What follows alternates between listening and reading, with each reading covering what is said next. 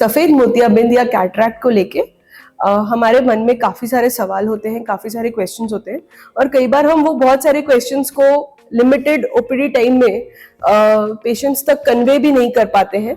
सो आज मैं ये वीडियो इसीलिए बना रही हूँ जिससे कि आपको एक प्रॉपर पूरी कंप्लीट इंफॉर्मेशन मिल जाए कैटरैक्ट के बारे में। सारी जानकारी एक ही जगह मिल जाए और आपके काफी सारे सवाल जो होते हैं वो मैं इस माध्यम से आज आंसर करना चाहती हूँ। तो आज हम बात करेंगे सफेद मोतियाबिंद के बारे में।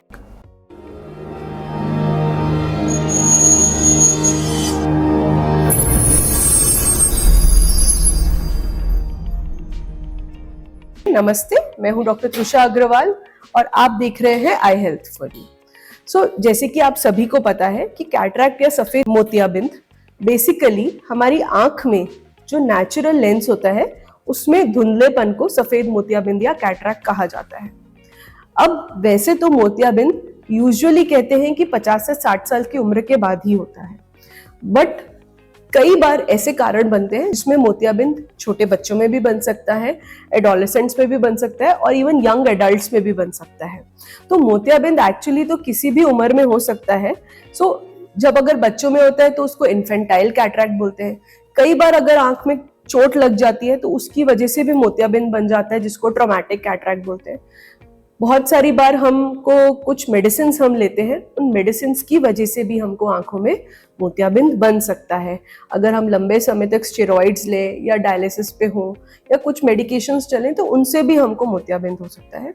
इवन कि जेनेटिक रीजंस की वजह से भी कैटरैक्ट होता है। कुछ लोगों में फैमिली हिस्ट्री होती है कि उनकी फैमिली में सबको अर्ली कैटरैक्ट बनता है, तो वो भी एक कारण हो सकता है कि आपको मोतियाबिंद जल्दी बन जाए।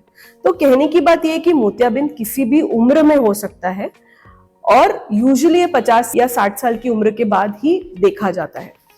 मोतियाबिंद बेसिकली आंख में जो लेंस होता है वो नॉर्मली जो क्लियर होता है उसमें धुंधलापन आ जाता है, इसलिए मोतियाबिंद होता है।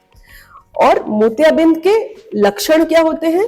लक्षण होते हैं, सबसे पहले आपकी नजर धुंधली नहीं होगी मोतियाबिंद में, आपका कॉन्ट्रास्ट कम होगा, आपको क्लैरिटी कम दिखेगी, चीजें दिखेंगी सब बट आपको एकदम साफ या क्लियर नहीं दिखेंगी वो।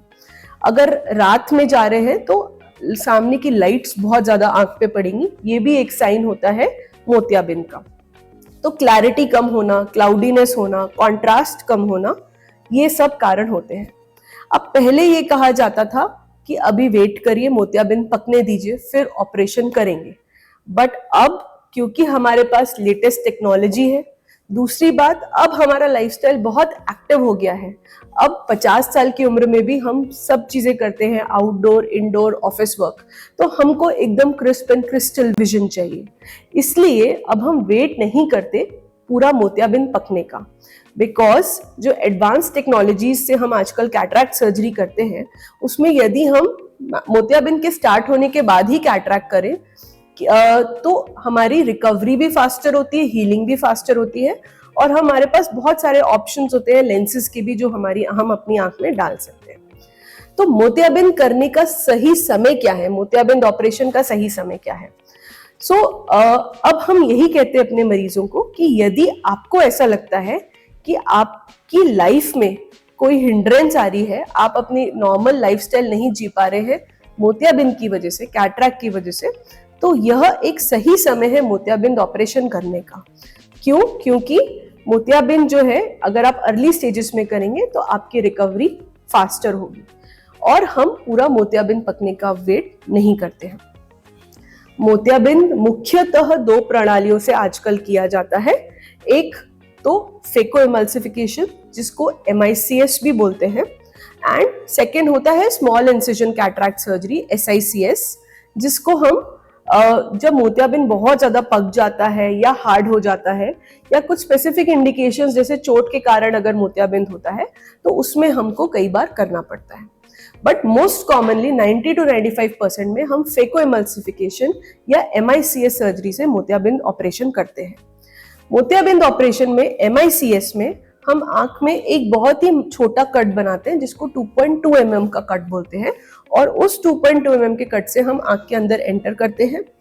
हम मोतियाबिंद को अल्ट्रासाउंड एनर्जी से लिक्विफाई करते हैं और आंख से निकाल लेते हैं और आंख के अंदर एक आर्टिफिशियल लेंस को इम्प्लांट कर देते हैं। आजकल इसी MICS सर्जरी को, मोतियाबिंद की सर्जरी के कुछ स्टेप्स हम एक स्पेशलाइज्ड लेजर द्वारा भी कर सकते हैं, जिसको कि लेजर कैटरैक्ट सर्जरी बोलते हैं। इसमें जो मोतियाबिंद को निकालने की प्रक्रिया होती है अल्ट्रासाउंड द्वारा, वो तो सेम रहती है, बट जो शुरू के पार्ट्स होते हैं सर्जरी के, जैसे कि आंख में एंट्री के लिए कट्स बनाना, जो हमारा लेंस है जिसमें से हम मोतियाबिंद हटाएंगे, उसके ऊपर हमको एक कट बनाना रहता है, वो कुछ पार्ट्स हम लेजर द्वारा भी कर सकते हैं। लेजर द्वारा कैटरैक्ट सर्जरी के कुछ एडवांटेजेस होते हैं कि क्योंकि ये लेजर से हो रही है तो ये प्रेडिक्टेबल हो जाती है और इसमें कॉम्प्लिकेशंस के रिस्क थोड़े कम हो जाते हैं। बट ये देखा गया है कि जो एक्सपीरियंस सर्जन्स हैं, जिनका ओवर 10 इयर्स का एक्सपीरियंस होता है, वो आपकी लेजर कैटरैक्ट सर्जरी के बिल्कुल मैच करते हुए ही आपके आउटकम्स उनकी सर्जरी में भी सेम होते हैं। सो अगर आपकी कैटरैक्ट सर्जरी MICS के द्वारा हो रही है, MICS या फेको एमल्सिफिकेशन, तो उसके रिजल्ट्स भी लेजर कैटरैक्ट सर्जरी के समान ही माने गए हैं। अब बात करते हैं कि कैटरैक्ट सर्जरी से पहले बहुत कंफ्यूजन होता है कि लेंस कौन सा डलवाएं। सो लेंस कई प्रकार के होते हैं। एक होता है मोनोफोकल लेंस। मोनोफोकल लेंस आपको दूर के लिए अच्छी दृष्टि देगा, पास के लिए चश्मे का नंबर आएगा। ये स्टैंडर्ड लेंस है, काफ़ी सालों से हम यूज़ कर रहे हैं और इसके रिजल्ट्स बहुत ज़्यादा अच्छे और प्रेडिक्टेबल हैं। तो अगर आप पास का चश्मा लगाने में कोई भी आपको समस्या नहीं है तो आप बिल्कुल मोनोफोकल लेंस के लिए जा सकते हैं। नेक्स्ट जो होते हैं वो होते हैं मल्टीफोकल लेंसेज, जो कि ट्राइफोकल लेंसेज होते हैं। ट्राइफोकल लेंसेज आपके दूर, इंटरमीडिएट और नियर तीनों विजन को कवर करते हैं और आपको चश्मे की जरूरत बहुत ही कम होती है ऑपरेशन के बाद, इन लेंसेज के बाद। और आजकल एक न्यूअर वैरायटी ऑफ लेंस आया है जो है EDOF lens. EDOF lens extended depth of focus lens होता है, जिसमें आपको दूर के लिए बहुत अच्छा दिखता है, बीच का भी बहुत अच्छा दिखता है, बट बिल्कुल बारीक पास के लिए आपको चश्मे का नंबर लगाना पड़ता है। ये तीनों लेंसेज में से कौन सा लेंस लगाए, ये डिपेंड करता है आपकी लाइफस्टाइल पे। सो सपोज आप एक राइटर हैं, आपका बहुत ज्यादा लिखने का काम है, या आप एक अकाउंटेंट है, या आपका ज्वेलरी का काम है जिसमें आपको फाइन चीजें देखनी है, तो आपको ट्राइफोकल लेंसेज के लिए जाना चाहिए जिसमें आपका पास का काम है।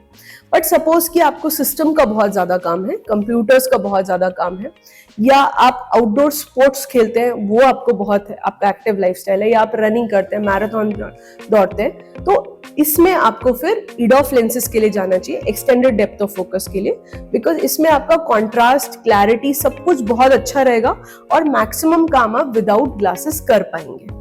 तो डिपेंड करता है कि आपकी लाइफस्टाइल क्या है, आपकी रिक्वायरमेंट्स क्या है, ये आप अपने डॉक्टर के साथ डिस्कस करें, तब डिसाइड करें कि कौन सा लेंस आपके लिए आपको जाना चाहिए। एक और प्रकार का लेंस होता है जो कि टॉरिक लेंस होता है, जिसमें बेसिकली आंख की शेप अगर नॉर्मल स्फेरिकल की जगह उसमें सिलेंड्रिकल पावर भी है, तो हम सजेस्ट करते हैं कि आप टॉरिक लेंस के लिए जाएं, बिकॉज उससे आपका क्वालिटी ऑफ विजन बहुत ज्यादा एनहांस हो जाता है। और इन तीनों में, मोनोफोकल, EDOF और ट्राइफोकल, तीनों में टॉरिक लेंसेज अवेलेबल होते हैं। तो ये तो हमने लेंसेज के बारे में बात करी। अब सर्जरी के दिन इट इज ऑलवेज बेटर कि आप अपनी सारी जो क्वेश्चंस हैं वो सर्जरी के पहले ही आप कंप्लीट कर लें, और सर्जरी के दिन आपके मन में कोई भी डाउट्स नहीं होने चाहिए।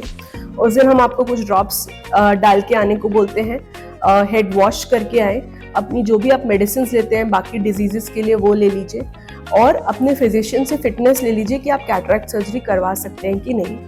कैटरैक्ट सर्जरी 10 से 15 मिनट की सर्जरी होती है। कई बार हम विदाउट इंजेक्शन भी कर देते हैं, जिसको टॉपिकल फेको कहते हैं, और कई बार हम विद इंजेक्शन भी करते हैं, बट अल्टीमेटली सबका रिजल्ट अच्छा ही होता है। ये डिपेंड करता है कि पेशेंट का कॉपरेशन कैसा है, बिकॉज अल्टीमेटली ये डिपेंड करता है कि सर्जरी सेफली होनी चाहिए। अब आपको इंजेक्शन के बिना करें या इंजेक्शन के साथ करें, वो इतना मैटर नहीं करता है। ऑब्वियसली जैसे हम टॉपिकल फेकोस जब करते हैं तो पेशेंट्स बहुत कंफर्टेबल होते हैं, बट उसमें पेशेंट का कॉपरेशन भी बहुत जरूरी होता है कि पेशेंट बार बार सर्जरी के बीच में आंख नहीं हिलाएं और एक ही जगह देखें। सर्जरी डे केयर प्रोसीजर होती है। सर्जरी के आधे से 1 घंटे बाद हम आपको भेज देते हैं। पैच 3 से 4 घंटे बाद आंख का खुल जाता है और आंख में ड्रॉप्स डालने रहते हैं। पानी अवॉइड करना होता है 1 वीक तक, भारी सामान नहीं उठाना होता है। स्क्रीन्स भी हम 2-3 दिन तक अवॉइड करते हैं।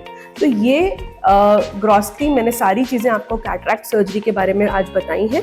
फिर भी यदि आपको कोई क्वेश्चन है तो प्लीज आप नीचे कमेंट सेक्शन में डालें, हम बिल्कुल उसको आंसर करेंगे। Thank you.